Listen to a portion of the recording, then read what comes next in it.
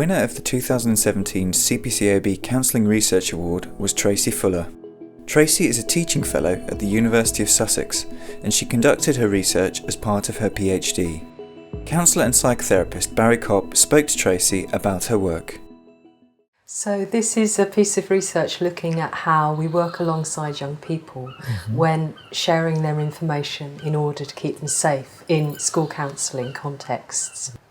It came out of my experience working as a school counsellor and how stressful those situations can be when you're trying to keep an alliance going with a young person, when you may be having to share information in order to keep them safe, and maybe they don't want you to pass that information on to another professional.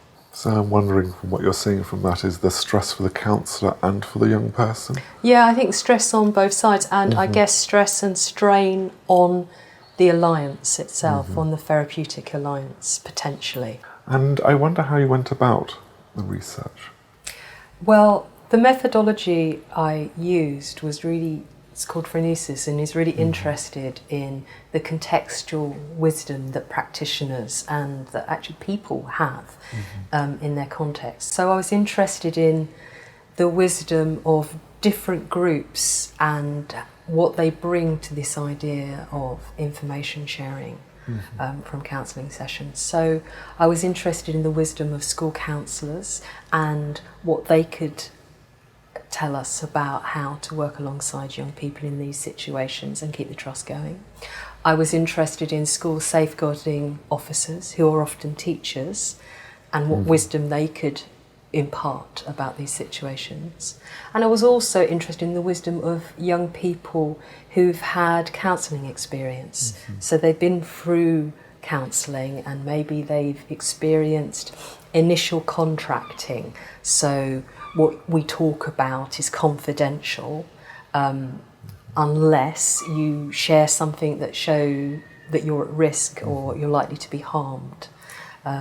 So these were young people who'd had this experience, and I was interested to see what wisdom they would bring to thinking about how to make these situations the best that they can and protect the alliance. So something about those three groups of people, the child protection officers, the counsellor, the client as a young person, their lived experience. Yeah, and bringing those different groups, the wisdom of those different groups together in a kind of polyphony of voices. And in order to do that, I constructed a information sharing vignette, which was like a fictional vignette about a girl called Lucy, whose mum stays out overnight and goes down the pub, and she's left by herself looking after her younger children in the family. And that enabled the counsellors to talk about a specific situation without having to disclose information of their clients. It gave a focus for the safeguarding officers, but it also allowed the young people to talk about Lucy and her situation and how they felt the counsellor should work with Lucy, rather than talk about their own situation. So it was an ethical device. So the counsellors said how they'd like to work with Lucy. Safeguarding officers gave their views about working with Lucy, and then I asked the young people how they thought the counsellor should work with Lucy. And then the other element to that was I made a short video of the views specifically of the school counsellors and the safeguarding officers to play to the young people so that they could see what the adults thought, what the adults had to say about how they thought they should work with Lucy to keep the trust going, so they could critique the adults' ideas. So not only give their own ideas, but as an accessible method that allowed them to critique the adults' ideas as well. So I was hoping that all of those sets of eyes could be brought to bear on safeguarding information sharing and how to keep alliances going through that process. The young people's responses involved themes such as trust, confidentiality, and transparent communication. Here are some examples of what the young people said. If you don't have trust with the counsellor, then it's going to make you feel worse, because you're not going to say the things you want to say, and get help with. And if you button up, if you're keeping it in, then it's going to make it worse. So it's always good for the first couple of sessions to always get that bond first before you go straight into the counselling. They should tell you if they're going to pass it on or not. That's why the contract is there. Not right, okay, and then you suddenly get pulled out of class and made to talk about it. Tracy also asked the young people to write their thoughts on post-it notes. I think you should give them options on what they want to do, e.g., would you like me to pass this information on or not? You don't want people to talk about you behind your back. Don't take it into your own hands. What came out was a lot of stuff about trust. I mean, the young people had a lot to say about trust and how important it was and how it was the thing that enabled young people to share. You know, trust in the therapeutic relationship enabled young people to disclose their concerns and that it takes time to develop.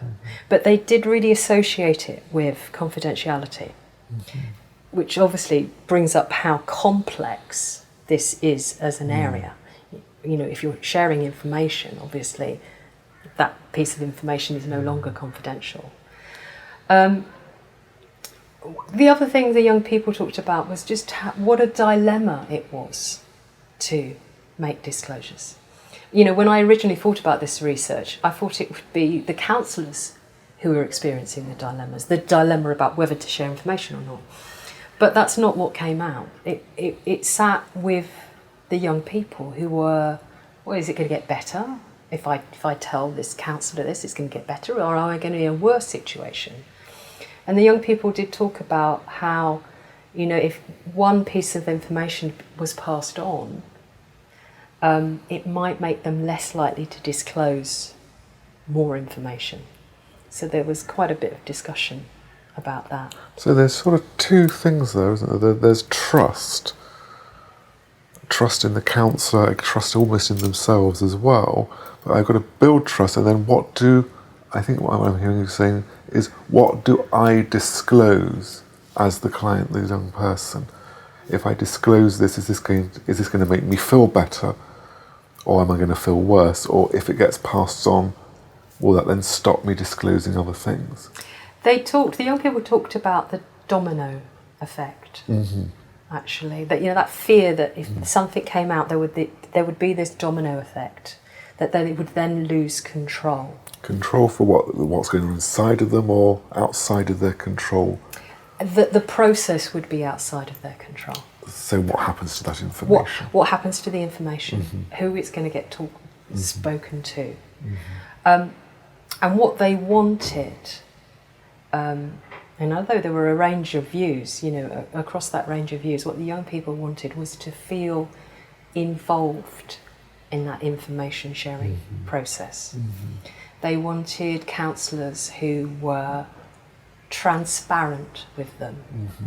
So they talked about the importance of initial contracting. They said, yes, those initial contracts that limit confidentiality unless I'm at risk, they're really important, and they liked them because they thought they were quite equal and respectful, but they were very clear that they're not sufficient.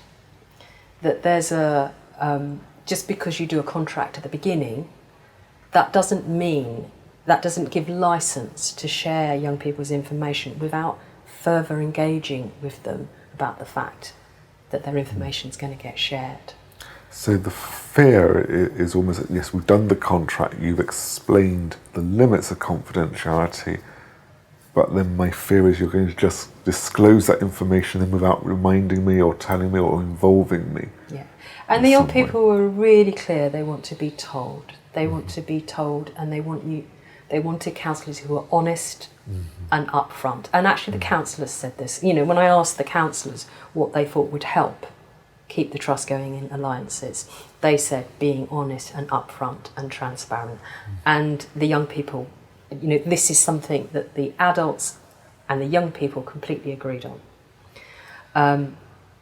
And what the young people had to say about that was that it actually helps them lower their anxiety. If they know exactly what's going to be said, if they know who it's going to be said to, And some young people talked about actually being present, you know, when information gets passed perhaps to a school safeguarding officer, actually being in the room so that you hear what's being said. And the young people I talked to, who ranged between 12 to 16 really, they really wanted to know, and it was really important to them to know what exactly was being said. So that communication was very important, but also they wanted counsellors not to stop talking to them. I know that sounds funny. They wanted counsellors to engage with them about what the concern was, especially if it was a concern that the counsellor had and the young person didn't have. So both the counsellors and the young people, though they use different language, talked about this idea of saying, the counsellors called this unnormalising. Why is this thing that's happening, thinking about Lucy's mum staying out all night, why is that not okay for me? The young people talked about saying to Lucy, like, look, this is serious, this is affecting your education. So the idea that there's conversations and a to and fro, an engagement about the concern, rather than, oh, this is terrible, this shouldn't happen to you, I'm going to tell somebody else. The young people wanted a dialogue. So if I can just hold that for a moment, there's something about having a dialogue, but also why am I, as the counsellor, concerned about this enough that I need to make a disclosure, or I need to pass it on. Yeah. And if I somehow have that dialogue with the young person is aware of what's being said, but I guess maybe you can also correct the counsellor if the counsellor's got it wrong. Exactly, and that's exactly what the young people said about that. We want to hear it because they might get it wrong, they might say it wrong. And I that was really, really interesting, actually. But they wanted to be taken through the process. And there was a slight difference of opinion between the counsellors and the young people on this. In fact, all of the counsellors I spoke to said, at some point, it's more containing to just say, well, you know, you go back to class and I'm going to sort this out. And the young people were adamant that that is not good for them, that just provokes anxiety, that they actually wanted that conversation, they wanted dialogue. I'm not sure I fully understood that having been transparent with the young person and saying I've got to make a disclosure because of X, Y, and Z, and then saying I'm going to deal with this without involving the client any further? Yeah, so what the young people wanted was they liked the counsellors, in thinking of them reflecting on the videos that were made, they liked the counsellors who were concerned with their empowerment, who gave them options, who asked them if they wanted to come with them to the safeguarding officer, who were prepared to, and what it was about really was about retaining a focus on the young person's concern. I mean, it's kind of empathy, really. It's maintaining the empathy. You know, what is the young person worried about in the here and now, and not losing that focus. Or even what is it the young person needs? And what do they think they want to happen next? You know, what do they want? Even if, and this was the interesting thing, even if the counsellor disagrees, with the young person, even if the young person says, well, I'm fine, I don't need anything, and the counsellor thinks, well, no, actually this isn't okay, that process of dialogue is what's important. That engagement, it seems to be what counts. And the young people said things like, well, even if they don't agree, even if they can't do everything that Lucy wants, remembering Lucy, the girl's mum, stays out all night, they try to give her options. They're listening to what she thinks. They're interested in her opinion. So it's something about being interested in what the young person feels they want and that they felt heard, even if the action I have to take as a counsellor is not what the young person would wish, but at least I have discussed that and heard the young person in some way, Yes. even if I have to do something that the young person doesn't want me to do. And absolutely. And And that changes something. I mean, that's what it was very interesting. I talked to 2 different groups of young people. And there was some things that were shared across both groups. They both wanted support. They both wanted reassurance. They both wanted, things to be focused on the young person. And they both wanted transparency and honesty. But there were some differences between those 2 different groups of young people. And one of my groups of young people were very hard line. They were no consent for information being passed on, no sharing. And my other group of young people were, well, maybe Lucy will be really upset and cross at the time, but she'll thank the counsellor later for when things get better in her life. But even the group that were very no consent, no passing on of information, their understanding of consent and what they had to say about consent was not perhaps as I would understand consent. Consent for them was about dialogue, being respected, being heard. One of the key concepts from this research is the idea of counsellors maintaining their availability to young people through safeguarding information so sharing. not slamming the door and going off and I've got to disclose, I've got to do this, I've got to do that, but somehow maintaining the focus on the young person, the relationship, the dialogue, the transparency. Yeah, maintaining that focus, maintaining empathy, continuing to be psychologically available. And there was a practical element to that as well. So counsellors who were able to be a bit flexible and have time to go to the safeguarding officer with the young person, or who were able to offer a bit of extra support in between sessions. Young people talked about that.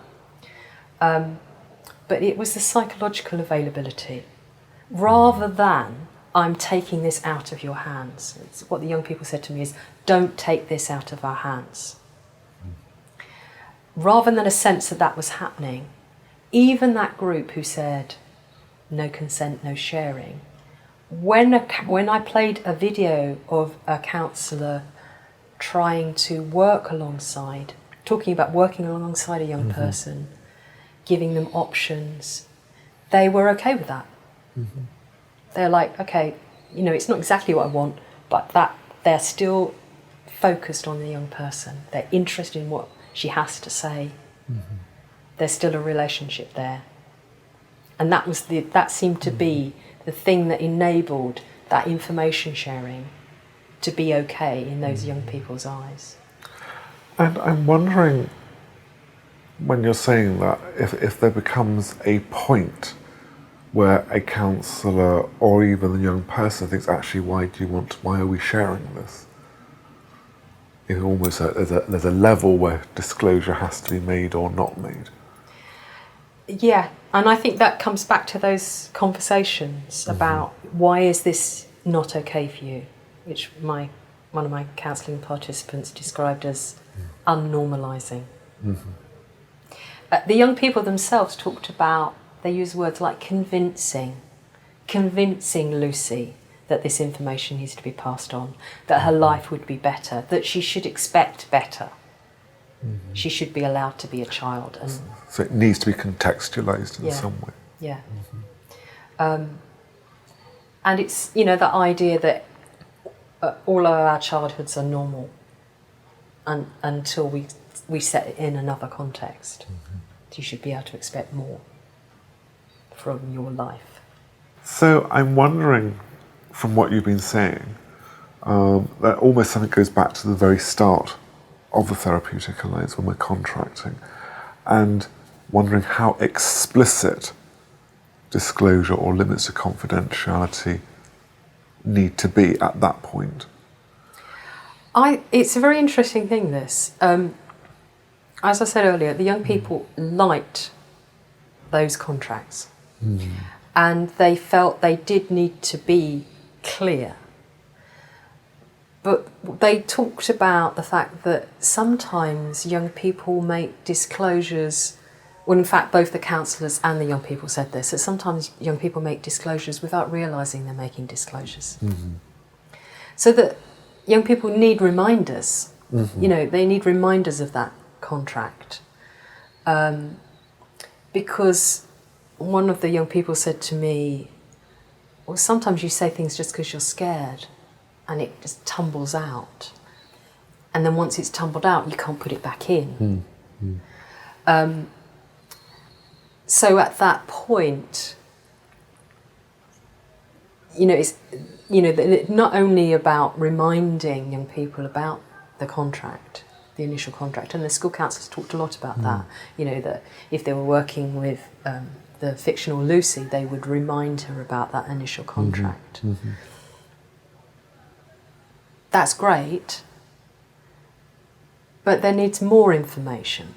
So one of the counsellors I worked with in those initial contracts was more explicit in terms of saying, if you share something that shows that you're in danger, I'm going to tell this particular person, and named the school safeguarding officer and the role that they had. So they had a kind of freeway contract, and made it a bit more problematic because the Place2Be, which is the organisation I did this research in, which is the largest school counselling provider in the UK, they have a system where they have experienced counsellors and volunteer counsellors in schools, and the experienced counsellors supervise the work of the volunteer counsellors. So all the participants that I talked to were those experienced counsellors who are called practice managers. So if a young person makes a disclosure in a session, if that happens with a volunteer, that information then has to go back to the supervisor, to the experienced counsellor. And so there's another person in that loop. And certainly one of my counsellors named everything in the initial contract. So if you tell your counsellor, if this wasn't the person that they were working with, it will come back to me, and then we'll involve Mrs. Such and Such, who's the safeguarding officer, who will have to know, and then they will make a decision about, what needs to happen with that information. So some of the young people said to me, don't do those initial contracts in such a way as it scares young people off of making disclosures. So you can't go into so much detail that it actually puts young people off, because they need to share their concerns if there's something they're worried about. So, and young people were quite keen on the idea of, I guess as counsellors we might not like this, but reassuring, young clients that this will help them, this will make their life better. Of course that's quite problematic, but the young people are quite keen on that as a concept. Well, I suppose we can't really guarantee that it's going to make anything any better. But I suppose what's coming out of that is, being explicit from the very start is useful, so we all know where the boundaries are. But when a disclosure does need to be made, it's how we keep that young person involved so they feel empowered and part of that process. Even if they might disagree with it, they feel they've been part of it. That they're still respected. Because I think the Therapeutic Alliance, it is a unique relationship. And it's about continuing to be a therapist and continuing to have that unique, respectful alliance with somebody, even when you've got an eye on safeguarding at the same time. I'm just wondering, taking everything that we said into account, I'm wondering about the stress and the strain that might put on the counsellor. Well, that's really interesting actually, because the second part of my data analysis really focused on the situation of the school counsellors and focused on the emotional reality and the relational reality of working in schools and working in these safeguarding child protection situations. I looked, for example, at the feelings that were named by school counsellors. So they talked about anxiety, they talked about anger, they talked about guilt, they talked about concern and shame.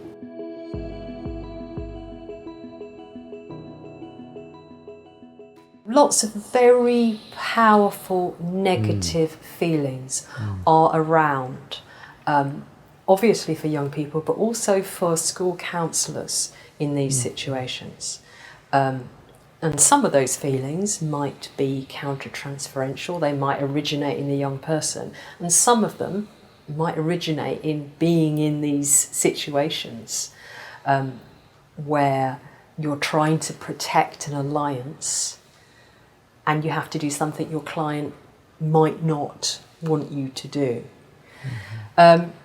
So thinking about this idea about counsellor availability, counsellor psychological availability through child protection information sharing, how can counsellors stay available? Because that's what the young people were saying they wanted. They wanted to still feel like their counsellors were counsellors and were available for them. So what actually emerged in my kind of narrative analysis was that sometimes counsellors become very preoccupied by following the correct child protection protocol in school environments. There's a lot of anxiety around child protection, and it can become very preoccupying, and counsellors feel they've got to get it right. They've got to get it right. Especially if they don't feel particularly supported, or if they don't have a good relationship with their school safeguarding officer, or their school safeguarding officer is kind of difficult to get hold of, unavailable themselves. Those counsellors in my study showed the most anxiety, and it came out in their narratives, it came out in the way they talked about safeguarding, and it came out in their preoccupation with protocol and emails and form filling. There was a loss of focus on the relationship with the young people sometimes for these counsellors. So counsellors who were unsupported and felt isolated. So this has kind of led me to think, when thinking about my data, that actually counsellors, in order to stay available through these processes, this is when young people are their potentially most vulnerable, to stay available, they need to have sufficient containment and support. If feeling contained, William Bion talks about how feeling contained is connected to the ability to reflect.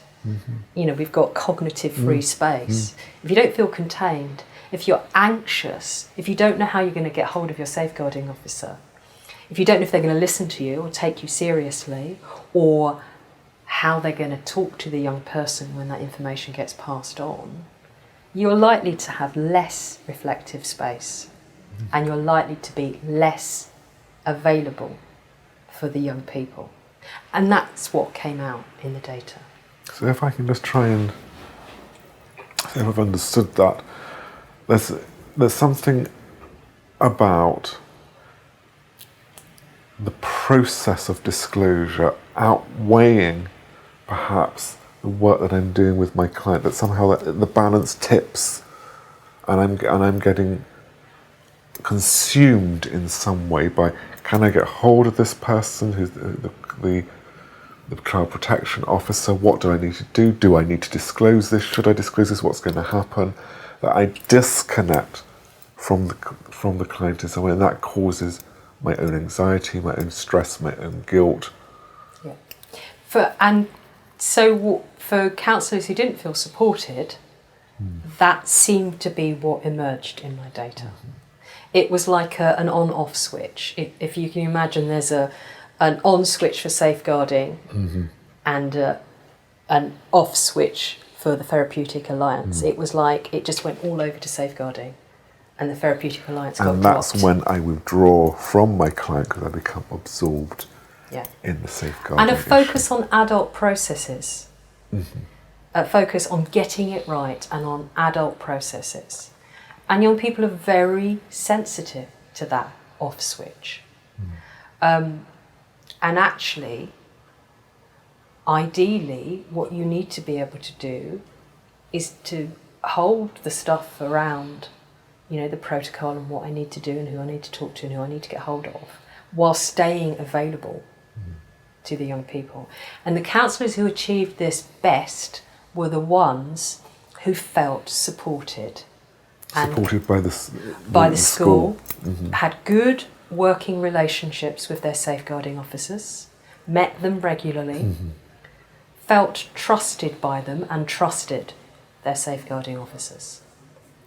One of the school counsellors in their narrative talked about, who can I trust to take care of me so I can take care of the young people I'm working with? And the counsellors who did feel supported, and part of that was to do with the relationship with the safeguarding officer, but also supervision, and peer supervision was very important as well. Those counsellors seemed to be more focused on the young people and the relationship with the young people. They seemed to be able to retain that focus on the therapy and on the alliance, rather than just switching over and just focusing on protocol. So there's something about actually the relationship I have with that young person is my primary concern. And even though this switch into child protection is important, actually I need to maintain that therapeutic alliance, keep the client engaged, remain emotionally available for the client, and at the same time hold the adult stuff that I have to do, but that shouldn't impact on my therapeutic work. And that's much easier to achieve if I'm supported. If you get support, if you've got good supervision. And I guess it's not just about the trust in the room with the young person. The trust is the work, is the title of this research. It's also about the trust that they're going to get supported, that the school counsellors are going to be supported, that trust that the safeguarding officer is going to be available, trust that they're going to be able to talk about their worries in supervision or with their peers, that there's the system needs to have trust in it. The adult system needs to have trust in order for that trust to happen, to be maintained. So as I'm holding the young person as the counsellor, I also need to be held not only by my supervisor, but somehow by the child protection officer, safeguarding officer, and trust that the safeguarding officer is going to be able to hold the young person in some regard as well. Yeah, and it was really noticeable that the counsellor who had a safeguarding officer, when I interviewed the safeguarding officer from this counsellor, the safeguarding officer said, I want the counsellor to be able to sleep at night. I want them to be able to go home and not take this home. I want them to be able to go home and just live their life. And that safeguarding officer was really aware of the impact of these situations and wanted to make sure that, the counsellor could, sleep at night. And that's interesting because we haven't really talked a lot about the safeguarding officers and that they were part of your research. They were part of my study because they're part of the system. They're part of the whole system. They had, unfortunately, I only interviewed a couple of them, and I regret that. It's a limitation of my study. It wasn't for want of trying, and that's kind of tantamount to how busy and stretched those professionals are. But the ones I did talk to, one of them was very, very concerned about young people's participation, and one of them was less concerned about young people's participation. But they both had good working relationships. with their school counsellors, and felt those relationships were really important in providing a kind of overall service for the young people in the school. I think there's a study to be done. I think there have been studies done on what it's like for those school safeguarding officers, because the truth is they don't get any supervision, or very, very limited supervision. And one of the safeguarding officers I talked to was going to just about to leave the role, because she felt very overwhelmed by the volume of referrals that she was getting and the lack of support that she felt. So it's the whole system. I guess the decision remains with them, doesn't it, of what to do with it. Yes. So it's not just about the counsellor disclosing to the safeguarding officer. The safeguarding officer then has to make a decision what to do with it. But what seemed to be helpful was when there was some sort of mutuality between the two of them. There was a to and fro. And some of the counsellors talked about how they kind of provided a bit of supervision for their safeguarding officers. Because it's really strange this, but ironically, because the safeguarding officers knew that the counsellors would keep it confidential, they would share some of their worries with the counsellor. And there was a kind of mutual support situation going on. And mutual respect in those different professional roles, I think, is really crucial here. And where that exists, there's less preoccupation on the part of the counsellor. They're less full of anxiety, less full of how am I going to pass this on, how am I going to get this young person protected and safe.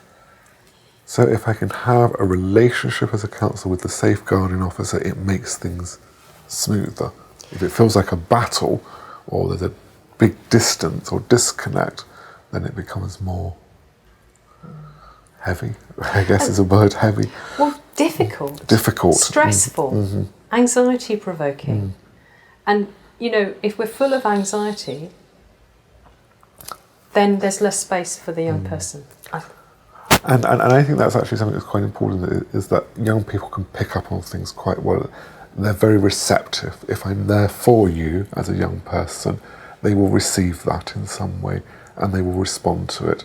The minute I pull away, they will pull away as well. Absolutely. And they sense the off switch. And one of my counsellors was talking about, she was expressing frustration about some referring on kind of disclosures around self-harm, that the school had a policy of referring on if there were any disclosures of self-harm within the counselling session. So the referral would go to CAMS. And the counsellor was talking about how frustrating she found that, and how she was concerned about the impact of that on the therapeutic alliance that had enabled the disclosure about the self-harm in the first place. And she talked about young people saying, well, I've just told you, you're going to tell somebody else? I wish I hadn't bothered. And that there's that actually young people choose to make disclosures within relationships of trust. And therefore those relationships of trust are really, really valuable and important and vital.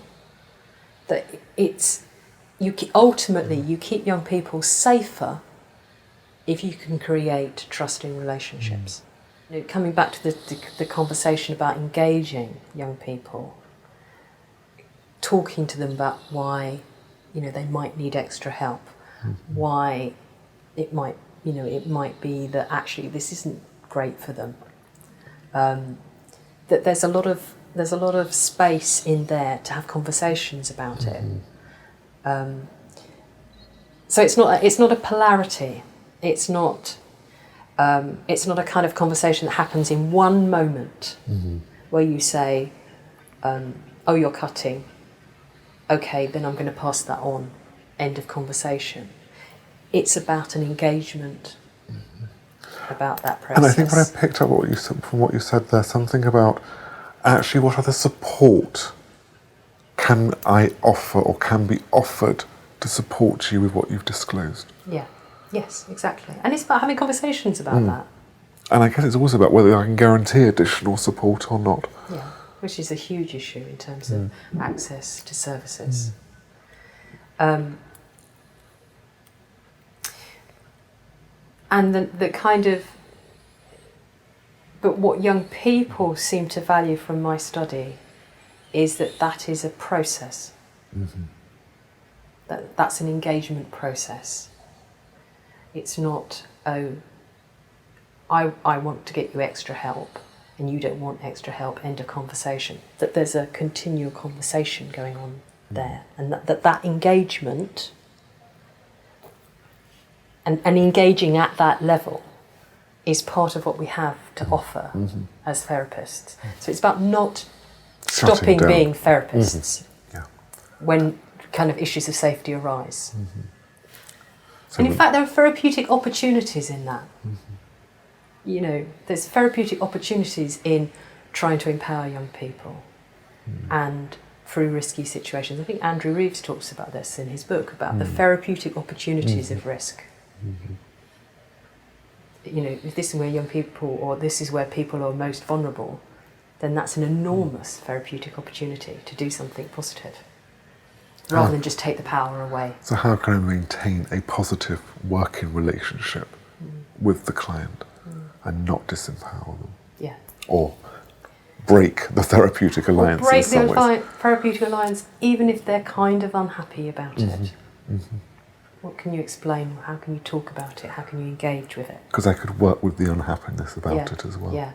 You can work with the unhappiness, but not if they have a sense that everything's just been, that the whole board's been tipped over and the game's different.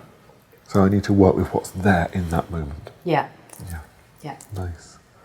I'm wondering, from the research that you've done, if you feel there was any limitations or gaping questions that came out of the research. Well, for a start, it was a very small scale qualitative study. You know, I can't generalise from this study, but for me, what I'd like to go on to do, and what I think would be fantastic, though ethically very challenging, but I'd quite like to, meet that ethical challenge, is do some research working alongside young people whose information has been shared from counselling sessions, from school counselling sessions, and talk to them about their experiences. And the effect. In a kind of in a more in-depth way. Now, obviously, that is incredibly sensitive, challenging territory, but I just feel that there would be so much in young people talking about their actual experiences, and maybe, ideally, it would be great to then see what the counsellors themselves has to say about those actual experiences. But so a more focused, in-depth, closer in look at situations that have happened. And I guess, one of the reasons why I got into this field in the first place is one of my first jobs was working with young people in care who had so much to say about how they felt about everybody knowing their business. And I was quite a young counsellor at the time, and I remember my clients talking about these, this is back a while, before the internet, about these kind of manila folders that social workers would carry around about the young people that contained all their information, some horrific information, some information maybe the young person didn't know. And these folders seem to symbolise this idea of them being passed around. This is you. This is you. And they're always grubby and fat with bits of papers falling out. And it was what everyone knew about them. And those young clients that I worked with, they had so much to say about how uncomfortable they found that. Yes, they wanted the support, but the idea of people talking about them without knowing what's being said and what information's held on me. Yeah. So I guess that's kind of part of my journey to this piece of research, actually. Thank you. I'm just wondering if you could just say a little bit maybe about why research is important. Generally. Oh! Research is important because counselling is important. Because, research in counselling is ethically difficult and ethically necessary. Because we have a responsibility to our clients to know what we're doing and know how we're doing it and why we're doing it and what that experience is like and how to make it better. Research isn't about things sitting in books. Research is about how we practice as therapists. And I'm not interested in sitting in ivory towers and publishing articles. I'm interested in developing and understanding good practice. And that's how I see the connection between research and practice. And it's informing the profession in some way. Informing, and also I think it's counselling, if anything, is a reflective profession, and research is an act of reflection. It's an act of thinking and looking and contemplating and investigating and thinking again. And God help us if we practice without thinking and reflecting. And I guess, the good thing about what you've been researching is it's opened up questions and it's brought to the forefront some of the dilemmas of making disclosures when working with young people and maintaining the trust in that therapeutic alliance. Yeah. And it's brought, for me, it's brought that connection between how important it is to stay available, psychologically available for young people, but also how important those participatory practices are that involve the young people in the process. And I think this research, although of course it's useful for developing ideas of good practice in school counselling, but I think it's not just, I think it's applicable to other professions. Those ideas about the value of trust and the value of participatory approaches to working with vulnerable young people are applicable to other professionals like social workers and school teachers and youth workers. How do we work alongside young people in these challenging situations? How do we keep trust going? Because without trust, there are no disclosures in the first place. Young people are not going to tell us or anyone the things that are worrying them. And I suppose it's as a professional, it's something about actually we have a duty, we have a legal obligation, a statutory organisation, to disclose X, Y, and Z, certain information that come to us, but can maintain that relationship with a young person so they feel engaged, aware of what's happening to their information, and how do we support the young person through that? And it's also I think we have to get away from this idea that disclosure is a one-time thing. What the young people that I talked to said is that they might say things, test out the response before they say the real thing. So if you do something after the initial disclosure that undermines the trust, you may never get to the real concern, the real danger that the young person is in. And trust is an ongoing thing. But I guess that's the same with any client, isn't it? That they will tempt you with something to see how you respond to start with, and if you respond in an appropriate way, then more will come out. Yes. But particularly with young people in this particular instance, if you shut it down, they will shut down.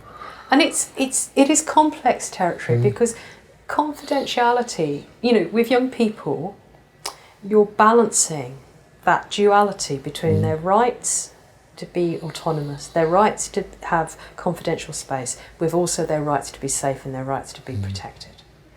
That it's complex territory, and that's why I did this research, because this is the hard stuff.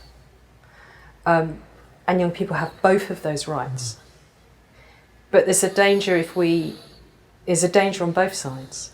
You know, there's a danger if you drop their rights to protection, that it would be very dangerous. But equally, if you drop their rights to autonomy, they're not going to talk to you. So you've got to balance. You've got to be able to hold both of those things and work that through a relationship. And it's making those ethical, I guess, legal and procedural decisions as a therapist, and how can I somehow embody all of that in the work that I do and contain it in some ways. And I think probably no therapist, no counsellor can do that by themselves. They need good supervision and they need good support. Well, thank you. It's been a pleasure to talk with you today. Yeah, pleasure to talk to you as well, actually. Thank you.